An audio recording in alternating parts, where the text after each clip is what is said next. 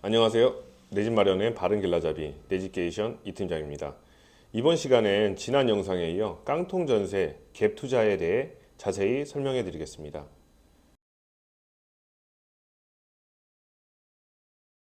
갭 투자란 시세 차익을 목적으로 전세 세입자를 구하고 그 전세 세입자가 들어갈 주택을 세를 끼고 매매하는 것을 말합니다. 그러다 보니 자연스럽게 주택 가격 상승을 불러일으키고 전세 제도의 부작용으로 자리 잡게 됐습니다. 실질적으로 7, 80년대 강남 일대 북부인들은 부족한 투자 금액을 보충하기 위해 이렇게 투자해 왔습니다. 하지만 요즘 깡통 전세는 갭 투자에 갭이 없습니다. 전세가가 매매가와 동등하거나 전세가가 매매가보다 높습니다.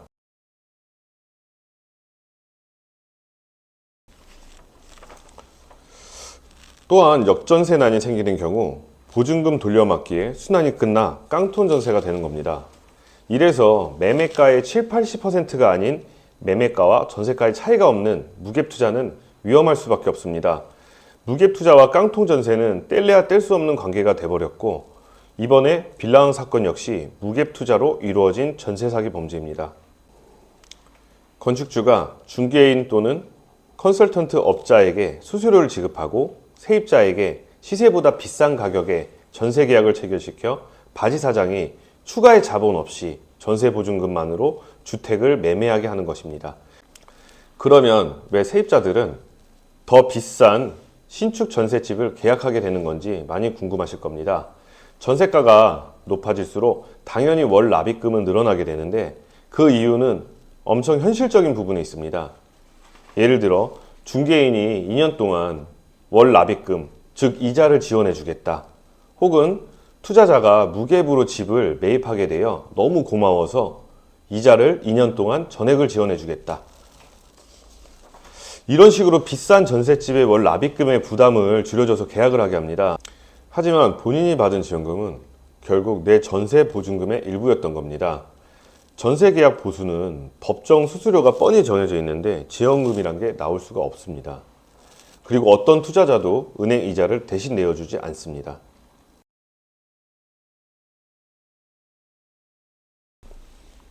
전세 사기범들은 적은 돈으로 좋은 집을 가고 싶어하는 사회 초년생들 또는 신혼부부의 그런 마음을 이용한 것이고 월세와 월세 보증금이 인상되자 저렴하게 전세를 희망하는 세입자들이 늘어나면서 방패막이처럼 여겨지는 주택보증공사 허그의 전세보증보험을 이용해서 피해자들이 별다른 의심 없이 깡통 전세에 들어가게 만든 겁니다.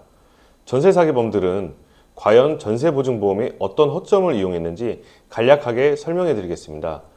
전세보증금의 한도 금액은 최대 한도는 집값의 선순위 채권이 있을 경우 그걸 제외한 나머지 보증금까지입니다.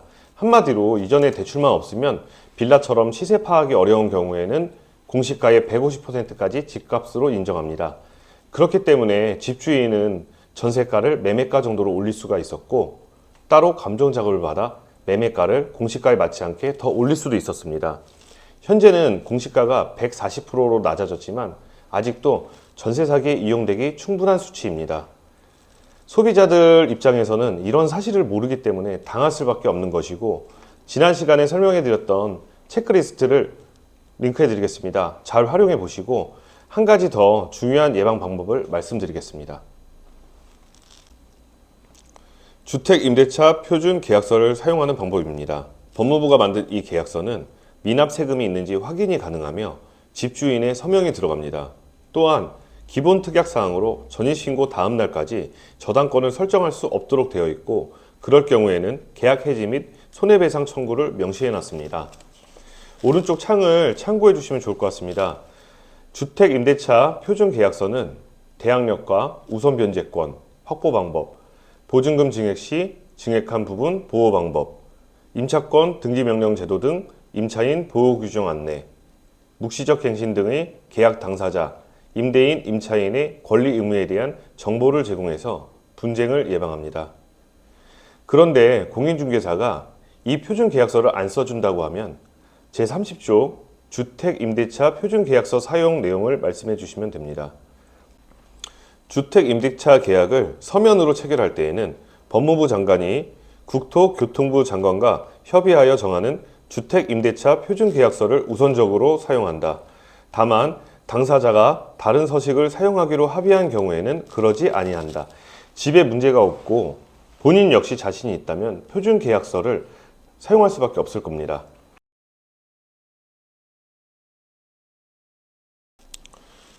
대항력이란 뭔지 궁금하신 분들이 참 많으실 겁니다. 대항력이란 말 그대로 대항하는 힘을 이야기하는 겁니다. 주택임대차보호법의 대항력의 의미는 그래서 매우 중요합니다. 오른쪽 창을 참고해 주시면 좋을 것 같습니다. 임차인이 임차권으로 제3자에게 주장할 수 있는 힘을 주는 것이기 때문입니다. 임차주택이 경매가 되었을 경우 만일 임차인의 보증금이 소액보증금에 해당한다면 최우선 변제권을 행사해서 선순위 담보물권자보다 우선해서 보증금 중 일정 금액을 먼저 배당받을 수 있게 됩니다. 확정일자까지 받게 되면 우선 변제권까지 주어지게 됩니다. 우선 변제권은 임차인의 보증금을 지켜주는 역할을 하게 되는데 임차주택이 경매가 되었을 경우 후순위 권리자나 기타 채권자보다 우선해서 보증금의 배당을 받게 됩니다. 대항력은 잔금을 지급하고 이사 후 전입신고를 하면 다음날 공공시 이후 생기게 됩니다. 이후 대항력은 보증금 전액을 다 돌려받을 때까지 계속 유지되어야 합니다. 만기가 지나도 내 전세 보증금을 돌려받지 못하고 다른 곳에 이사를 해서 전입신고까지 해야 되는 상황이라면 어떻게 해야 될까요? 라는 질문을 받은 적이 있습니다. 그럴 때는 집주인이 마음대로 세입자의 물건을 뺄 수가 없습니다. 그렇기 때문에 내 살림의 일부를 넣고 이사를 하는 겁니다.